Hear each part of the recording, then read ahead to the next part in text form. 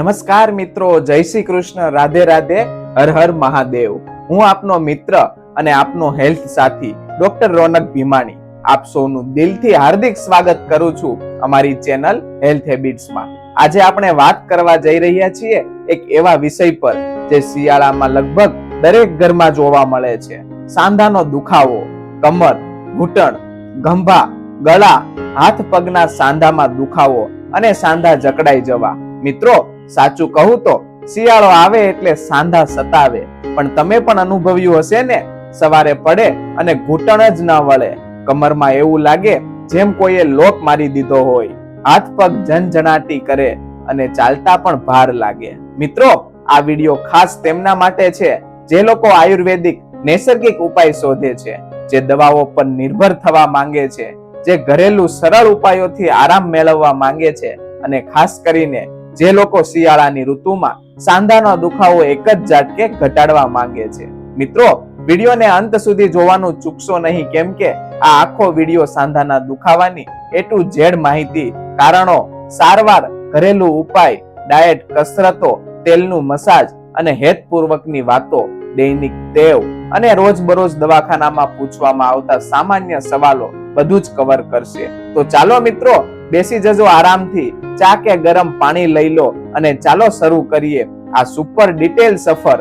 વધારે મોડું ન કરતા વિડીયોની શરૂઆત કરીએ, અને વિડીયો શરૂ કરતા પહેલા તમને એક નાની એવી વિનંતી છે મિત્રો, જો તમે હજુ સુધી વિડીયોને લાઈક નથી કર્યો તો વિડીયોને લાઈક કરો અને તમારા મિત્રો, પરિવારના સભ્યો તેમજ ઓળખીતાઓ સાથે જરૂર શેર કરો। મિત્રો, ખૂબ જ સામાન્ય સવાલ છે કે શિયાળો આવે એટલે સાંધા કેમ દુખે છે, તમે પણ વિચારતા હશો ને? ચાલો મિત્રો, તો બહુ સરળ રીતે સમજી લઈએ। જેમાં નંબર 1 છે, બ્લડ સર્ક્યુલેશન ધીમું થઈ જાય છે। શિયાળામાં ઠંડીના કારણે રક્ત પ્રવાહ ધીમો પડે છે, તો પ્રશ્ન થાય કે દર્દ ક્યાંથી થાય છે? તો મિત્રો, જ્યારે સાંધા સુધી રક્ત ઓછું પહોંચે છે એટલે સાંધામાં દુખાવો શરૂ થાય છે। નંબર 2 છે, સાંધાના લુબ્રિકેશનમાં ઘટાડો થવો। મિત્રો, આપણા સાંધામાં સાઇનોવિયલ ફ્લુઇડ નામનું પાતળું તેલ હોય છે, ઠંડીમાં આ દ્રવ્ય ઘટ થઈ જાય છે એટલે સાંધા વાળતા તોડતા દુખાવો અનુભવાય છે। નંબર 3 છે, પેશીઓ કડક થઈ જવી। ઠંડીની સીધી અસર મસલ્સ પર પડે છે, જે કચકચ થઈ જાય એટલે સાંધા ખેંચાય, જેથી દુખાવો વધે છે। નંબર 4 છે, વિટામિન ડી નો અભાવ। શિયાળામાં સૂર્યપ્રકાશ ઓછો મળે છે, તેના કારણે વિટામિન ડી ઓછું મળે છે અને હાડકા સાંધા નબળા પડે છે।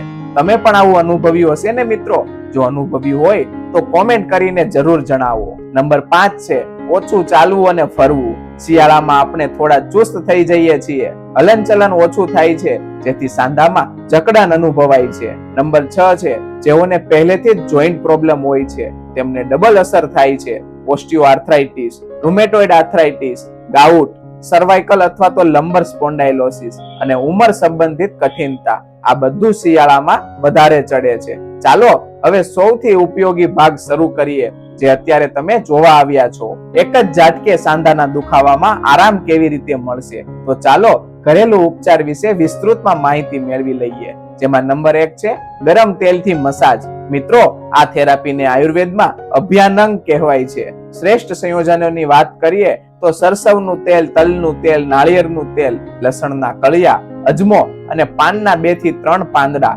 તેલને થોડીવાર ગરમ કરો, દર્દવાળા ભાગમાં હળવા હાથે 10 થી 15 મિનિટ મસાજ કરો। 5 મિનિટમાં જ ગરમાશ ફેલાઈ જાય છે, 30 મિનિટમાં રાહત પણ અનુભવાય છે। મિત્રો, તમે પણ ટ્રાય કરો, જાણો નવો ઉર્જાનો પ્રવાહ આવી જાય એવો અનુભવ થશે। નંબર 2 છે, લસણની થેરાપી। દુખાવા પર લસણ અદ્ભુત કાર્ય કરે છે, તો ચાલો તેના ઉપયોગોની રીત વિગતવાર જાણીએ।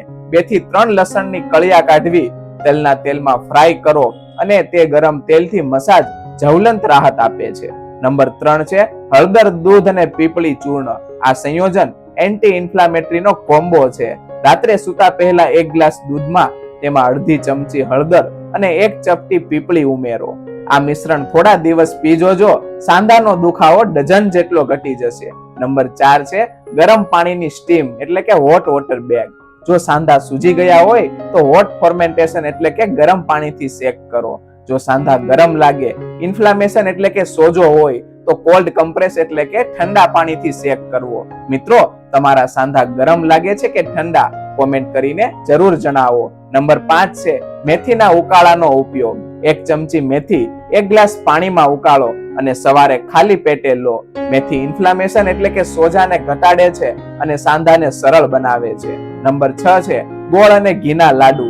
આ તો દાદીમાનો ટ્રેડિશનલ ફોર્મ્યુલા છે જે હાડકાને મજબૂત બનાવે છે, સાંધા નરમ રાખે છે અને દુખાવો મટાડે છે. નંબર 7 છે એરંડાનું તેલ, જેને કેસ્ટર ઓઇલ કહેવાય છે, જે કિંગ છે એક જોઈન્ટ પેઇનનો.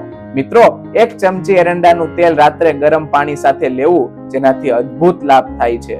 નંબર 8 છે મીઠાનું ગરમ પાણી. 1 વાસણમાં ગરમ પાણી લો, તેમાં 2 ચમચી મીઠું મિક્સ કરો, ત્યારબાદ પગ અથવા તો હાથ 10 મિનિટ સુધી ડુબાડી રાખો. હવે મિત્રો દરરોજ પાળવા જેવી આદતો કે જે સાંધાને સલામત રાખવા માટે ઉપયોગી બને છે. તો ચાલો જાણીએ આપણા દૈનિક જીવનમાં કઈ કઈ આદતો અપનાવવી જોઈએ. સવારે સૂર્યપ્રકાશ લેવું, ગરમ પાણી પીવાનું રાખો, ઠંડીની સીધી અસરથી બચવું, હળવી કસરત, યોગ અને વોકિંગ કરવું, ભૂખ કરતા વધારે ન ખાવું, ઓઈલી ખોરાક ઓછો લેવો અને આદુ તેમજ હળદરનું સેવન કરવું. હવે અમુક સામાન્ય ખોરાકની વાત કરીએ જે આપણા સાંધાની મજબૂતાઈ જાળવી રાખવામાં મદદગાર સાબિત થાય છે, જેમાં કેલ્શિયમ ફૂડ્સ, તેમાં તલ, દહીં અને દૂધનો સમાવેશ થાય. વિટામિન ડી, સૂર્યપ્રકાશ દરરોજ 20 મિનિટ સુધી લેવો. એન્ટી ઇન્ફ્લામેટરી ફૂડ્સ, જેમાં આદુ, હળદર, લસણ, છાશ અને લીલા શાકભાજીનો સમાવેશ કરી શકાય. હવે યોગ, સ્ટ્રેચિંગ અને શારીરિક કસરતોની વાત કરીએ મિત્રો કે જેના લીધે સાંધાની મજબૂતાઈ વધે છે અને સ્નાયુઓ તંદુરસ્ત રહે છે. જેમાં શ્રેષ્ઠ યોગની વાત કરીએ તો તાડાસન, વજ્રાસન, ભુજંગાસન, તિતલીસન, પવન મુક્તાસન. મિત્રો રોજ 15 મિનિટ યોગ કરો એટલે 40% દુખાવો ઓછો થઈ જશે. મિત્રો તમે પણ એવું અનુભવ્યું છે ને કે સવારમાં ઊભા થવું જ મુશ્કેલ લાગે છે, ઘૂંટણ વળતા કડકડ અવાજ આવે છે, કમર વળે ત્યારે કડ અવાજ આવે છે, હવામાન બદલાય ત્યારે દુખાવો વધી જાય છે. ફરીએ એમ જ બધાને થાય છે, પણ તેનું સમાધાન પણ એટલું જ સરળ છે. મિત્રો આ વિડીયો જોઈને ઘણા લોકોના મનમાં પ્રશ્નો થતા હશે, તો મિત્રો તમારા પ્રશ્નોને કોમેન્ટમાં જરૂર જણાવો અને ઘણા સામાન્ય રોજબરોજ દવાખાનામાં પૂછવામાં આવતા સવાલોની ચાલો જાણકારી લઈએ. જેમાં પહેલો કોમન સવાલ છે કે શું ઠંડા પાણીથી નહાવાથી સાંધાનો દુખાવો વધે છે? હા મિત્રો, વધે છે. ગરમ પાણી બેસ્ટ ગણાય છે. બીજો અને મહત્વનો સવાલ કે શું સાંધાનો દુખાવો સુગરથી પણ વધે છે? હા મિત્રો, સુગર ઇન્ફ્લામેશનને વધારે છે. ત્રીજો અને અગત્યનો સવાલ, શિયાળામાં લીફ ઓઇલ એટલે કે તલનું તેલ સારું ગણાય? હા મિત્રો, સૌથી શ્રેષ્ઠ છે. ચોથો અને ખૂબ જ સામાન્ય સવાલ, ચાલવું સારું કે આરામ કરવો? મિત્રો બંને સંતુલિત રાખવું. પાંચમો અને અગત્યનો સવાલ કે કેટલો સમય સુધી ઉપાયો કરવા જોઈએ? તો મિત્રો ઓછામાં ઓછા 10 થી 15 દિવસ. મિત્રો સાંધાનો દુખાવો કોઈ જીવનભરનો સાથી નથી. આપણે તેને સાચી કાળજીથી સરળતાથી નિયંત્રણમાં રાખી શકીએ છીએ. યાદ રાખો, ગરમ તેલનું મસાજ, હળદર અને દૂધ, યોગ અને વોકિંગ, ગરમ પાણી, તંદુરસ્ત ખોરાક, સૂર્યપ્રકાશ, મેથી, લસણ અને આદુ તેમજ માનસિક શાંતિ, આ બધી વસ્તુઓ સાંધાના દુખાવાની ખાતરીવાળા ઉપાય છે. તમારું શરીર તમારો સાથી છે, તેને અવગણશો નહીં. દુખાવો આવે ત્યારે દબાવી ન રાખો, તેને સમજો, તેને સમય આપો. આશા છે કે આ વિડીયો જોઈને તમારા જીવનમાં તંદુરસ્તીની નવો ચેપ્ટર ખુલશે. બસ મિત્રો, આજના વિડીયોમાં આટલું જ. જો મિત્રો તમને આ વિડીયો ગમ્યો હોય તો લાઈક કરો, તમારા મિત્રો, પરિવારના સભ્યો કે સંબંધીઓ સાથે જરૂર શેર કરો, જેથી દરેક વ્યક્તિ પોતાના સ્વાસ્થ્ય પ્રત્યે જાગૃત થાય. અને જો તમે નવા હોય અમારી ચેનલ હેલ્થ હેબિટ્સમાં, તો ચેનલને સબસ્ક્રાઇબ કરવાનું ભૂલશો નહીં. તેમજ બાજુમાં આપેલા બેલ આઇકનને ઓન કરો, જેથી આવા જ નવા અને માહિતીસભર વિડીયોની નોટિફિકેશન તમને સૌથી પહેલા મળે. મિત્રો વિડીયોમાં અંત સુધી જોડાવા માટે આપ સૌનો ખૂબ ખૂબ આભાર. સ્વસ્થ રહો, ખુશ રહો અને જીવનનો આનંદ માણો.